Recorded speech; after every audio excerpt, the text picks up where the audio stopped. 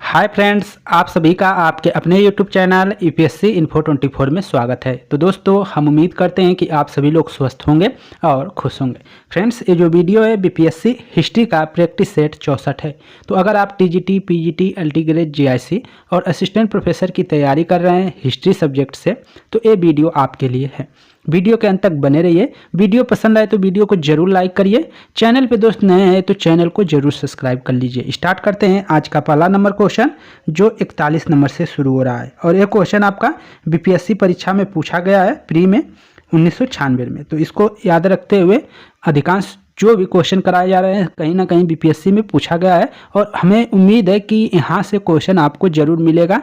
Question भले ना मिले तो इतना तो आपको आइडिया लग जाएगा कि क्वेश्चन का पूछने का जो प्रकृति है, उसका नेचर क्या है, ये आपको आइडिया लग जाएगा। तो इसी के इर्द गिर्द आप तैयारी करते रहें, अच्छे से पढ़ें किताबें, और इसके बाद जो आपके पास प्रैक्टिस सेट है उसको भी आप करते रहें। तो दोस्तों, स्टार्ट करते हैं आज का पहला नंबर क्वेश्चन।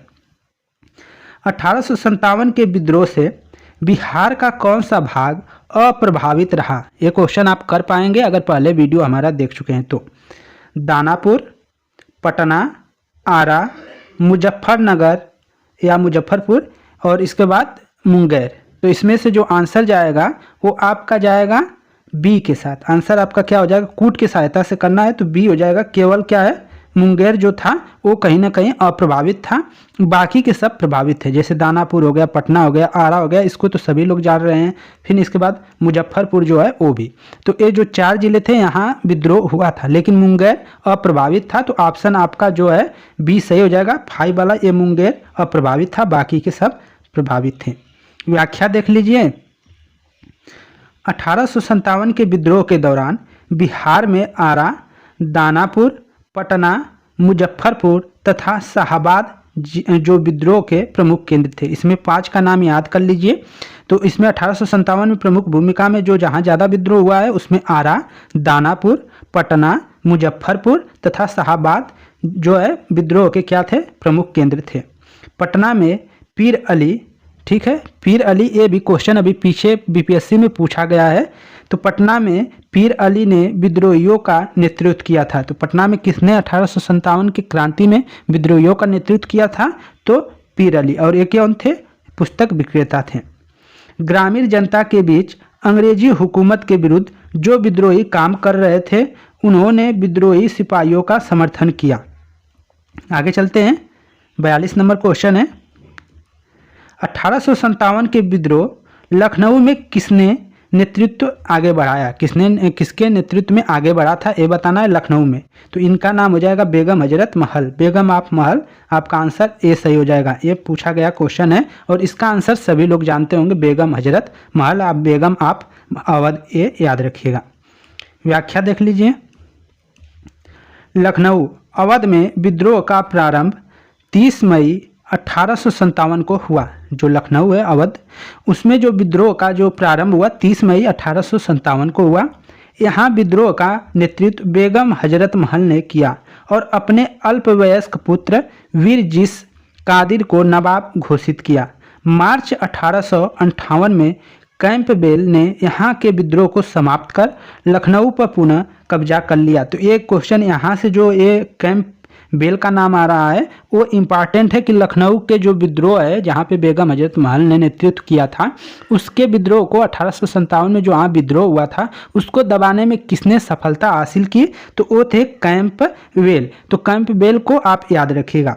जबकि बेगम हजरत महल ने आत्मसमर्पण करने से इनकार कर दिया और नेपाल चली गई। तो ये सब चीज़ें याद रखने लायक है। आगे चलते हैं।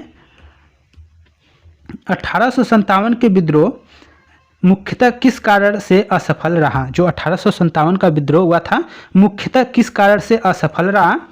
ऑप्शन ए हिंदू मुस्लिम एकता की कमी, ऑप्शन बी है किसी सामान्य योजना और केंद्रीय संगठन की कमी, इसके प्रभाव का सीमित क्षेत्र, जमींदारों की सहभागिता। तो क्या था इसमें? तो आप देखें किसी योजना और केंद्रीय संगठन की कमी। तो असफल का मुख्य जो कारण है बी आप ले जाएंगे, बी के साथ जाएगा। किसी सामान्य योजना और केंद्रीय जो संगठन था उसका अभाव था। इस कारण से कहीं ना कहीं यह जो हमारा विद्रोह था 1857 की क्रांति, जिसको भारत का प्रथम स्वतंत्रता संघर्ष बोला जाता है, वो असफल रहा। व्याख्या देख लीजिए। व्याख्या में 1857 के विद्रोह की असफलता का मुख्य कारण किसी सामान्य योजना एवं केंद्रीय संगठन की कमी थी। विद्रोहियों के नेताओं में कोई संगठन की भावना देखने में नहीं आ रही। 82 वर्षीय बहादुर शाह जफर कमज़ोर था। उसके द्वारा विभिन्न सरदारों का आह्वान करना काफ़ी नहीं था। साथ ही विद्रोहियों ने वीरता तो दिखाई और सरकार का विनाश करने पर वे तुले हुए प्रतीत होते थे, किंतु ऐसा करने के लिए उनके पास किसी सुनियोजित कार्यक्रम का पूर्ण अभाव था। उनमें अनुशासन की कमी भी थी। कभी कभी तो वे अनुशासित सेना के बजाय दंगाई भीड़ की तरह व्यवहार करते थे। विदेशी शासन के प्रति एक साझी घृणा को छोड़कर वो जो विदेशी थे उनके साथ जो घृणा था उसको छोड़कर उन्होंने कोई संबंध सूत्री नेताओं के बीच नहीं था। मतलब उनका कोई संबंध नहीं था नेताओं के, बस ये था कि जिसका एक यही था कि घृणा था, इसलिए लोग क्या कर रहे थे, विद्रोह कर रहे थे। इस लाइन का यही कहना है। किसी क्षेत्र विशेष से ब्रिटिश सत्ता को उखाड़ फेंकने के बाद उन्हें पता भी नहीं होता था कि उसकी जगह किस प्रकार की राजनीतिक सत्ता या संस्थाएं स्थापित की जाए। उनके पास एक भविष्योन्मुखी कार्यक्रम, सुसंगठित विचारधारा, राजनीतिक परिप्रेक्ष्य या भावी समाज और अर्थव्यवस्था के प्रति एक स्पष्ट दृष्टिकोण का जो था अभाव था। तो ये सब कमियां थी। इन कमियों में क्या है, उनका स्पष्ट दृष्टिकोण ही नहीं था कि कहीं आक्रमण कर दिए तो उसके आक्रमण अगर वहाँ पे सफल हो गया, विद्रोह सफल हो गया तो उसको उस एरिया को कैसे चलाना है, क्या करना है, इसका कोई सुनियोजित ढंग से उन्होंने कोई तरीका नहीं अपनाया, जिस कारण से कहीं ना कहीं ये सफलता का प्रमुख कारण सिद्ध होता है 1857 की जो क्रांति हुई थी वो। आगे चलते हैं, विचार कीजिए। 18 वाला कथन है, 1857 में प्रथम स्वतंत्रता संग्राम ब्रिटिश सरकार से स्वतंत्रता प्राप्त करने में असफल रहा। बहादुर शाह जफर के नेतृत्व को जन सहयोग नहीं मिला था और अधिकांश महत्वपूर्ण रियासतों के शासक उनका साथ देने से कतरा गए। तो क्या दोनों कथन सही है? तो नीचे दिए गए कोट की सहायता से सही उत्तर का क्या करना है, चयन करना है। तो इसका जो आंसर हो जाएगा दोस्तों वो ए सही हो जाएगा। मतलब ए आपका सही है, तो इसको सही कर लीजिएगा कि दोनों कथन सत्य है। और जो ए का है मतलब क आर जो है, जिसको आर कहेंगे, का जो है क का सही स्पष्टीकरण है, तो ऑप्शन ए आपका सही हो जाएगा। व्याख्या देख लीजिए। 1857 के विद्रोह का स्वरूप मुख्यतः सामंतवादी था, जिसमें कुछ राष्ट्रवाद के तत्व विद्यमान थे। अवध तथा रुहेलखंड के तथा अन्य उत्तरी भारत के सामंतवादी तत्वों ने विद्रोह का नेतृत्व किया। दूसरी ओर अन्य सामंतवादी तत्वों यथा जैसे पटियाला, जिंद, ग्वालियर व हैदराबाद के राजाओं ने इस विद्रोह का दमन करने में सहायता की। संकट के समय कैनिंग ने कहा था कि यदि सिंधिया भी विद्रोह में शामिल हो जाए तो मुझे कल ही बिस्तर गोल करना होगा या बिस्तर लेकर निकलना होगा। ऐसा कोटेशन जो है कैनिंग ने कहा था। और कैनिंग क्या था, भारत का अंतिम गवर्नर जनरल था और भारत का प्रथम वायसराय था। इसको आपको याद रखना है। और इसी के शासनकाल में क्या है, 1857 की क्रांति हुई है। अगला क्वेश्चन है, महारानी विक्टोरिया ने भारतीय प्रशासन को ब्रिटिश ताज के नियंत्रण में लेने की घोषणा कब की थी? अच्छा क्वेश्चन है। यही जब 1857 की क्रांति होती है उसी के बाद एक घोषणा कर दिया जाता है 1858 में। तो वो तिथि बताना है आपको कि कब किया था, ये आपको बताना है। ऑप्शन ए है 1 नवंबर 1858 को, ऑप्शन बी है आपका 31 दिसंबर 1857 को, सी है 6 जनवरी 1958 को, फिर इसके बाद है डी वाला 17 नवंबर 1859 को। तो आंसर आपका ए के साथ जाएगा। 1 नवंबर 1858 को एक घोषणा किया गया था।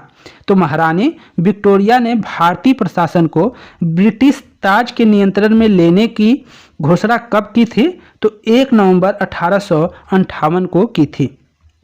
आगे चलते हैं, इसका व्याख्या देख लीजिए। अच्छा क्वेश्चन है ये। 1857 की क्रांति के दमन के पश्चात 1 नवंबर 1858 को महारानी विक्टोरिया ने भारतीय प्रशासन को ब्रिटिश ताज के नियंत्रण में लेने की घोषणा की। तो ये वाला कोटेशन आपको याद रखना है कि ब्रिटिश महारानी ने जो भारतीय प्रशासन है उसको अपने अंदर लेने के मतलब ब्रिटिश ताज के नियंत्रण में लेने की घोषणा किस तिथि को की थी?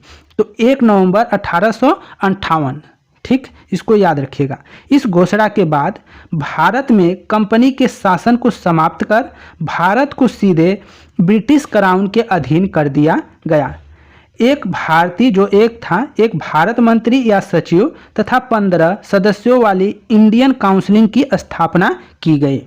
तत्कालिक जो गवर्नर जनरल लॉर्ड कैनिंग को ही भारत का प्रथम वायसराय बना दिया गया। अब ये वायसराय हो गया तो ये प्रतिनिधि के तौर पे काम करेगा। असली जो मालिक हुआ वो क्राउन हो गया, मतलब ब्रिटिश का जो राजा या रानी रहेगा वो असली मालिक है। ये बस एक प्रतिनिधि के तौर पे, वायसराय के तौर पे काम करेंगे भारत में। अब उनके पास कोई शक्ति नहीं रह गई, पूरी शक्ति ब्रिटिश क्राउन के अधीन हो गई। अब वास्तविक जो शासक हो गया वो ब्रिटिश क्राउन हो गया सर्वे सर्वा।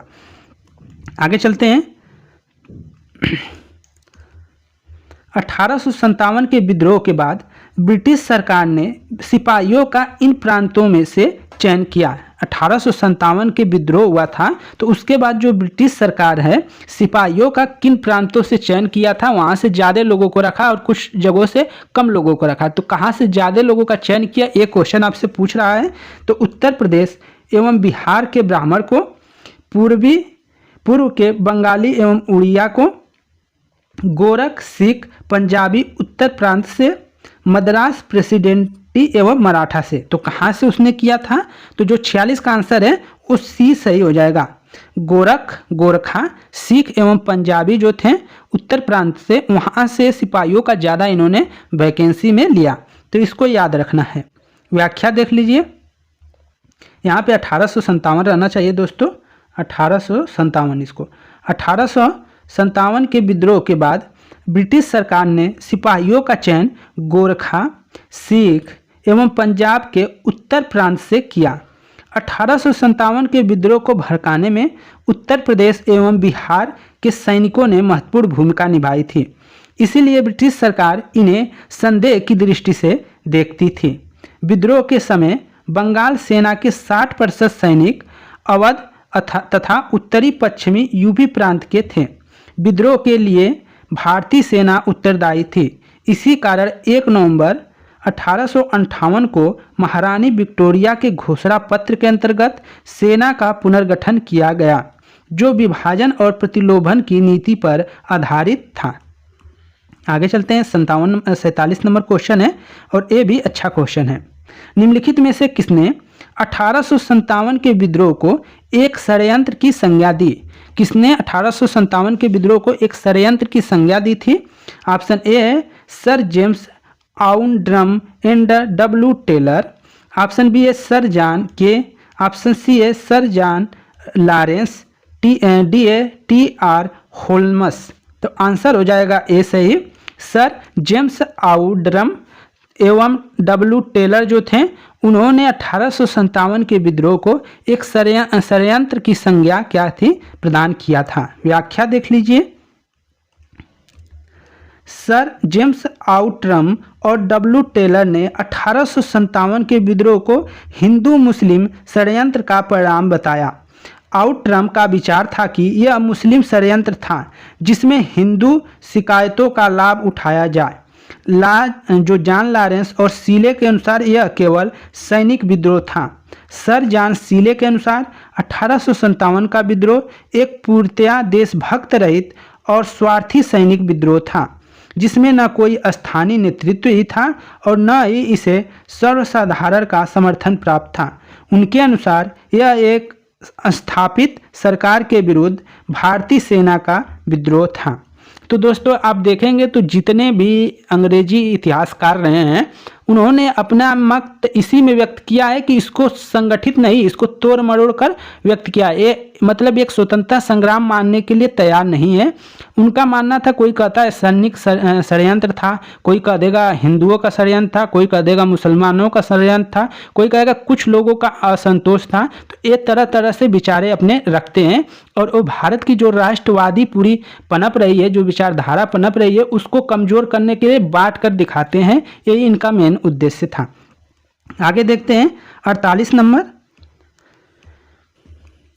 निम्नलिखित में कौन सा आयोग 1857 के विद्रोह दमन के बाद भारतीय फौज के 9 संगठन से संबंधित है? तो कौन सा आयोग संबंधित है, ये आपको बताना है। ऑप्शन ए है आपका पब्लिक सर्विस आयोग, ऑप्शन बी है पील आयोग, ऑप्शन सी है हंटर आयोग, ऑप्शन डी है साइमन कमीशन। तो इसका आंसर हो जाएगा दोस्तों पील आयोग जो था वो 1857 के विद्रोह से संबंधित एक संगठन था, इसको याद रखना है। व्याख्या देख लीजिए। 1857 के विद्रोह के दमन के बाद ब्रिटिश सरकार ने भारतीय फौज के 9 गठन के लिए पील आयोग का गठन किया, जिसने सेना के रेजिमेंटों को जाति, समुदाय और धर्म के आधार पर विभाजित किया। यूरोपीय सैनिकों की संख्या जो 1857 के पूर्व 45,000 थी, अब बढ़ाकर उसने क्या कर दिया उसको, तो 65,000 कर दिया। पहले जो यूरोपी थे उनकी संख्या कम थी, 45,000 थी, लेकिन उन्होंने जब देखा कि उनकी संख्या कम है तो उन्होंने उनकी संख्या को अब क्या कर दिया, बढ़ा दिया, 65,000 कर दिया। भारतीय सैनिकों की संख्या 2,38,000 से घटाकर 1,40,000 कर दिया। तो इस तरह बंगाल में यूरोपीय सैनिकों का भारतीय सैनिकों से 1:2 का अनुपात रखा गया, जबकि मद्रास तथा बंबई में यह अनुपात 1:3 का रखा गया। आगे चलते हैं 49 नंबर क्वेश्चन, नील विद्रोह के बारे में था। नील विद्रोह के बारे में कौन सा कथन सत्य है, ये आपको बताना है। तो इसमें नील का जो आंसर हो जाएगा दोस्तों सी सही हो जाएगा।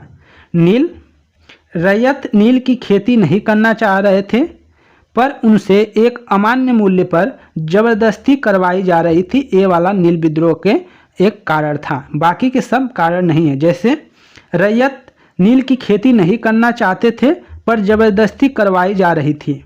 रैयत नील की खेती करना चाह रहे थे पर उन्हें जबरदस्ती रोका जा रहा था। नीले रंग के झंडे वाला एक विद्रोह आंदोलन था।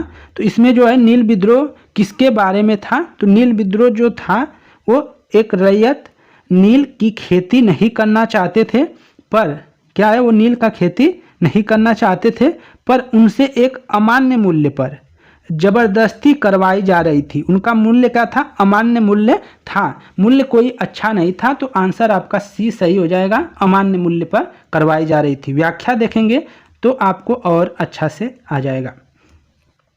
व्याख्या देखिए, 1859-60 में बंगाल के नदिया जिले के गोविंदपुर में विष्णु विश्वास और दिगंबर विश्वास के नेतृत्व में नील बागान मालिकों के विरुद्ध हुआ। जो नील बागान के मालिक थे उनके विद्रोह हुआ था, ये नील विद्रोह।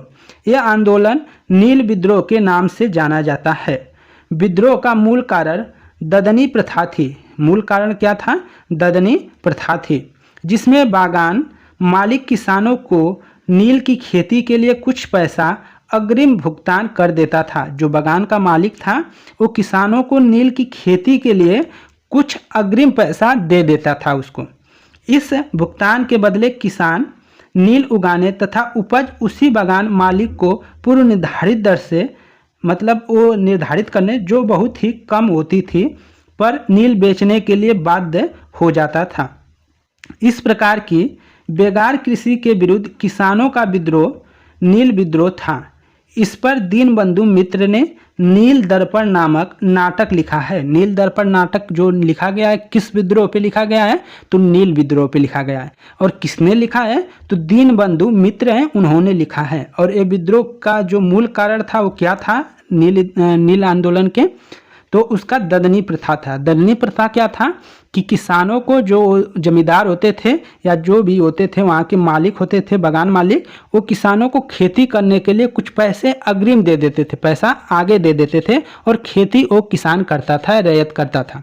लेकिन जब उसकी बारी आती थी, फसल तैयार होता था, तो वो क्या करते थे कि उसका जो दाम निर्धारण करने का हक था वो उन्हीं के पास था, बागान मालिकों के। तो वो मालिक जो है, बागान मालिक, उससे कम दाम पे, जो सबसे निम्न दाम होता था, उसी दाम पे वो चीज़ें खरीद लेते थे, जिससे उनको बहुत घाटा होता था लोगों को। इसलिए उन्होंने विद्रोह कर दिया।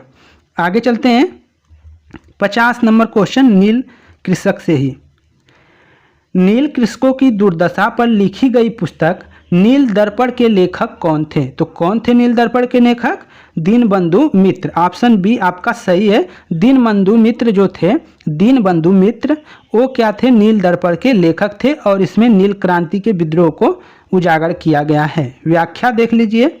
नील दर्पण, कभी कभी इसे क्या जाता है? नील दूरपण भी कहा जाता है, या नील दोपण दर्पण। दीनबंधु मित्र द्वारा 1858-59 में लिखी गई एक बंगाली नाटक था। यह यह नाटक बंगाल में सामाजिक आंदोलन के संदर्भ में लिखा गया है, जिसे इंडिको विद्रोह के नाम से जाना जाता है। यह नाटक नील बागान मालिकों द्वारा भारतीय किसानों या रैयतों के साथ किए जाने वाले व्यवहार की पड़ताल करता है। यह पहली बार 1860 में प्रकाशित हुई थी आपकी नील दर्पण। तो फ्रेंड्स, ये थे आपके टोटल 10 क्वेश्चन और उसके व्याख्या। अगर वीडियो पसंद आई हो तो वीडियो को लाइक कर दें। चैनल पे दोस्त नए हैं तो चैनल को आप सब्सक्राइब